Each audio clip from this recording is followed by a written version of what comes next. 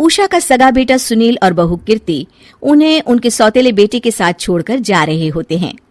बेटा, तेरी जब कमाई बढ़ जाएगी कम से कम तब तो मुझे तू लेने आ जाना। हाँ हाँ माँ, क्यों नहीं। चलो भी, अब कितना लेट कर दिया है, टैक्सी इंतजार कर रही है बाहर। हाँ हाँ चलो। सुनील और कीर्ति चले जाते हैं और उषा उन्हें जाता हुआ देख उदास हो जाती है। तभी वहां निशा आ जाती है। अपनी सास को उदास देख निशा उनके पास जाती है। क्या हुआ मम्मी जी, आप तो बहुत सगा बेटा करती थी। आपके सगे बेटे ने तो आपको छोड़ दिया और चले गए अपनी अलग गृहस्थी बसाने। देख बहू, मेरे बेटे को कुछ भी कहने की जरूरत नहीं है। मुझे यकीन है कि जब उसकी तनख्वाह बढ़ जाएगी तो वो मुझे लेने जरूर आ जाएगा। हाँ, ये भी देख लेंगे कि वो लोग आपको वापस लेने आते हैं या नहीं। तब तक तो आप भी यहीं हो और मैं भी।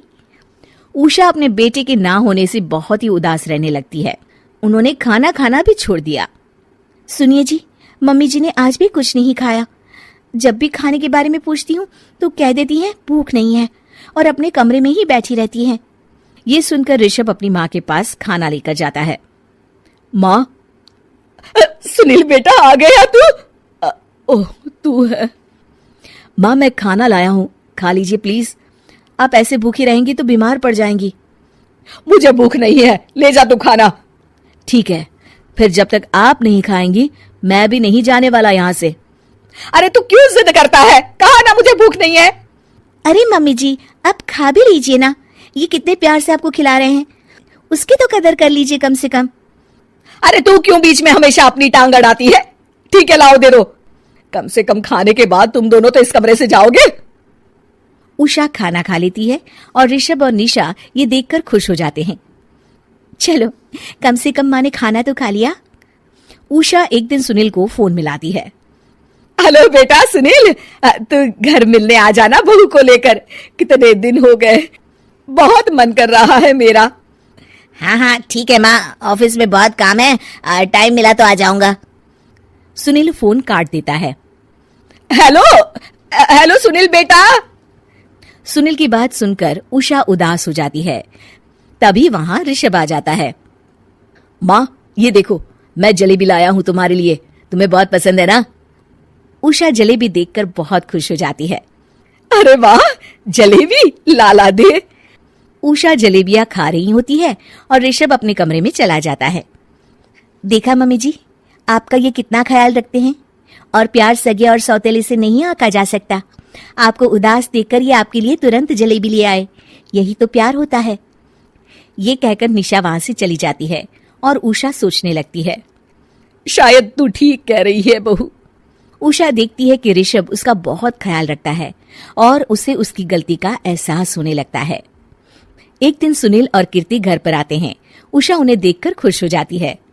और माँ, कैसी हो? अरे बहुत अच्छी हूँ। ऋषभ और बहू मेरा बहुत ख्याल रखते हैं।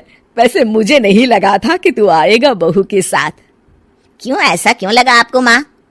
बेटा, फोन पर तूने कहा था कि तुझे बहुत काम है। हाँ माँ, पर मुझे ये भी तो पता था ना कि मेरी माँ इंतजार कर रही होगी मेरा। ना बेटा ना, मैं तो इंतजार नहीं कर रही थी, मैंने तो उम्मीद ही छोड़ दी थी। सुनील को यह देखकर अजीब लग रहा होता है कि उसकी माँ ऋषभ से अब बहुत अच्छे से बात कर रही होती है और उसके आने की उनको कोई खास खुशी भी नहीं होती है। अपनी माँ का ध्यान न पाकर उसे थोड़ी सी जलन महसूस होती है। माँ, ये देखो मैं क्या लाया हूँ, साड़ी तुम्हारे लिए। हाँ बेटा, अच्छी है साड़ी तो। अच्छी है तो फिर आप आज इसे पहनो और फिर कहीं घूमने चले जाते हैं। बेटा, ऋषभ ने भी मुझे साड़ी दी थी, आज तो मैं वही पहनूंगी। तेरी दी हुई साड़ी फिर कभी पहन लूंगी। सुनील को अब बहुत ही ज्यादा जलन हो रही होती है। उसे समझ नहीं आता कि अपनी माँ का ध्यान फिर से कैसे वो अपनी तरफ खींचे। रात हो जाती है और उनके जाने का वक्त आ जाता है। माँ, चलो अपना सामान बांधो और हमारे साथ चलो। कीर्ति ये सुनकर चौंक जाती है। ये क्या कह रहे हैं आप? हम सासू माँ को लेने थोड़ी ना आए थे। अरे तुम चुप हो जाओ। माँ, चलो जाओ, अपना सामान बांध लो। आप मेरे साथ आ रही हो, मैंने कह दिया तो कह दिया। अरे पर बेटा, तेरी तो तनख्वाह कम है, मैं तुझ पर बोझ नहीं बनना चाहती। अरे मुझ पर बोझ नहीं हो माँ, बस आप चलो ना, मैं लेकर ही जाऊंगा आपको। नहीं बेटा, अब मैं नहीं आना चाहती।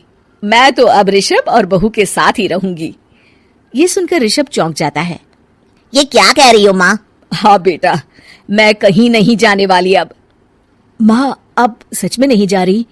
नहीं बेटा, मैं तो तेरे पास ही रहूंगी अब, और जो प्यार मैं तुझे नहीं दे पाई वो सब दूंगी बेटा।